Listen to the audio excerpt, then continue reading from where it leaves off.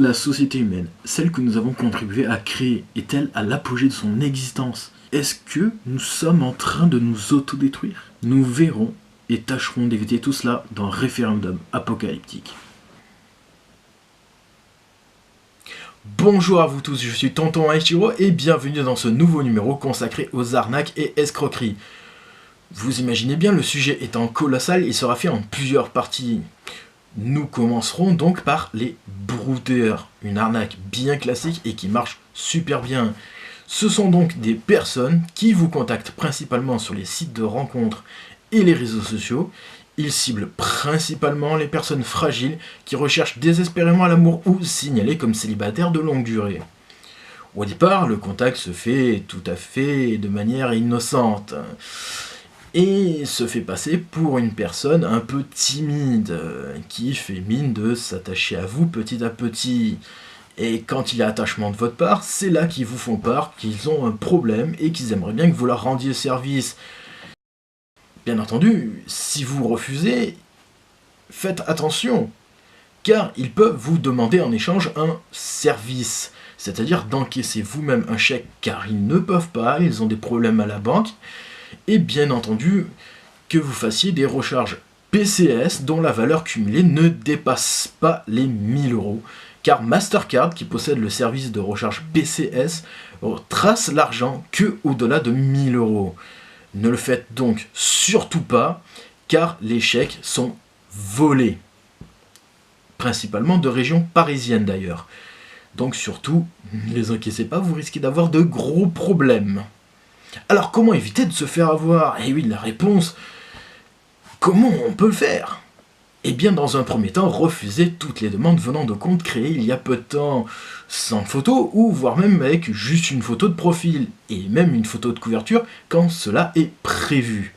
Ils peuvent aussi vous aborder avec des comptes un peu plus développés, mais bien entendu, il y a toujours la demande d'argent derrière, et bien entendu, quand ils vous envoient des photos via Messenger par exemple, car aussi ils peuvent vous contacter que par Messenger, et bien ces photos-là, enregistrez-les et faites une petite recherche sur Google Images avec. Ça va être très intéressant, vous risquerez de voir que ces photos appartiennent à quelqu'un d'autre, et donc clairement, demande d'argent plus photo appartenant à quelqu'un d'autre, vous imaginez bien, là vous avez du gros brouteur.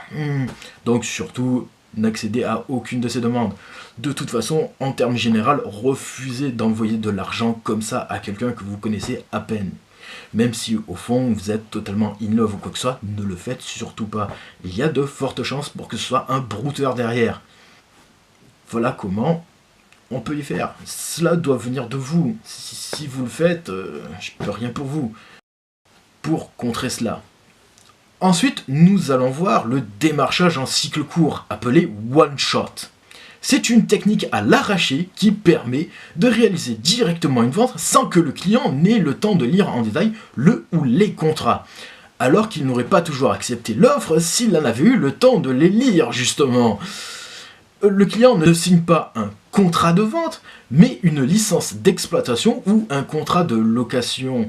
Il n'est pas propriétaire de son produit et ce n'est pas toujours prévu dans le contrat. Le commercial fait également signer au client un deuxième contrat de crédit bail, autrement dit une location avec option d'achat sur 24 à 60 mois. Celui-ci finance le produit, même virtuel, tel un site marchand, par mensualité de 100 ou 500 €. Le contrat d'exploitation du produit est revendu sous 48 heures au leaser, organisme de crédit bail, qui commence immédiatement à prélever le compte du client qui n'en avait parfois jamais entendu parler. Comment s'en prémunir de ce type d'arnaque? Eh bien, tout dit simplement, je ne prends aucun accord engageant au téléphone ou par mail avant d'avoir lu l'intégralité du contrat, peu importe à quel point cela est intéressant. Je ne reviendrai pas sur ma décision. Ne laissez absolument pas d'ouverture, ni de porte entrouverte ou quoi que ce soit, auquel il pourrait s'engouffrer, vous dire peut-être il faudrait que je puisse vous recontacter, patati patata. Ne laissez absolument rien. Clôturez bien le tout. Soyez ferme, mais pas glacial, ni insultant. Alors, une petite astuce, hein, justement, on parle un petit peu parfois au téléphone, et parfois on a beaucoup de démarcheurs qui nous appellent. Alors, comment se débarrasser de ces démarcheurs? Il faut savoir que c'est pas leur faute, il y a tout simplement un programme qui va sélectionner votre numéro et l'appeler directement. Eux, après, ils ne font que vous vendre le produit toute la journée, ils sont payés pour ça d'ailleurs. Eh bien, lorsque un démarcheur vous appelle, dites tout simplement au téléphone, après la présentation du produit qu'ils veulent vous vendre, je voudrais que vous m'ajoutiez sur votre liste de personnes à ne plus contacter. Si la personne insiste, après ça, ne vous énervez pas et dites de manière cordiale « Merci de m'ajouter à votre liste de personnes à ne plus contacter ». Comme généralement ils peuvent enregistrer la conversation, il est enregistré comme quoi vous avez refusé catégoriquement qu'ils vous contactent. S'ils le refont, ça peut valoir de preuve devant le tribunal. Alors maintenant, nous allons finir la partie 1 avec un autre classique du genre, la vente pyramidale. Elle consiste en une forme d'escroquerie dans laquelle le profit ne parvient pas vraiment d'une activité de vente comme annoncé, mais surtout d'un recrutement de nouveaux membres. Le terme pyramidal d'ailleurs identifie le fait que seuls les initiateurs du système, au sommet, profitent en spoilant les membres de base. Ce système se camoufle fréquemment derrière les termes de marketing multiniveau ou commercialisation à paliers multiples, en anglais multi-level marketing ou MLM. Bien que des différences fondamentales existent qui permettent à certains pays d'interdire la vente pyramidale alors que la vente multiniveau reste permise, notamment en France grâce au statut de VDI, vendeur à domicile indépendant. Ce système de vente pyramidale peut être décelé par une disproportion entre la valeur réelle d'un bien à vendre, dit paquet, ou l'opacité qui entoure ce paquet et l'argent procuré par le système de filleul. Internet connaît ses propres versions de systèmes pyramidaux, notamment avec le fameux spam MMF, Make Money Fast. Alors comment ne pas tomber dedans? Quoi? Mais quoi?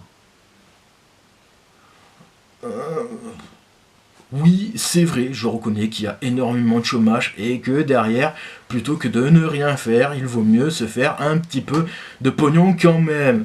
Moi, je fais que les informer. Après, ils feront ce qu'ils voudront en leur âme et conscience. C'est vrai, donc vous l'aurez compris, pour lutter contre la vente pyramidale, bien, il faut pas tomber dedans. Même si vous avez de gros besoins ou quoi que ce soit, je sais, c'est très facile à dire. Car quand on a faim et compagnie, forcément, à un moment donné, on est bien obligé d'accepter ce qui vient. Mais voilà, si vous voulez pas, parce que vous serez amené, évidemment, à, quand vous allez recruter de nouveaux membres, le problème, c'est que ces nouveaux membres, vous allez les envoyer dans une escroquerie. Et c'est seulement, selon vos choix personnels, si vous vous sentez à même de le faire sans que ça pose problème, c'est à vous de voir, mais si ça vous pose problème, refusez de signer pour ça. Vraiment. C'est le seul moyen, c'est de ne pas y accorder de crédit et bien évidemment de ne pas travailler avec ça sur la tête.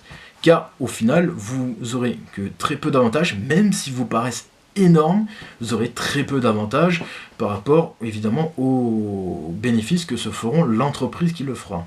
Alors voilà, c'est fini pour cette partie 1. J'espère vous avoir été utile et on se retrouve la semaine prochaine pour la partie 2. Je vous souhaite le meilleur chaque jour. Paix à vous et à la prochaine. Maintenant que la vidéo est finie, ne pars pas sans mettre un petit pouce, que ce soit vers le haut ou vers le bas, mettre un commentaire, t'abonner et activer la cloche de notification ou regarder une autre vidéo. N'hésite pas, c'est important.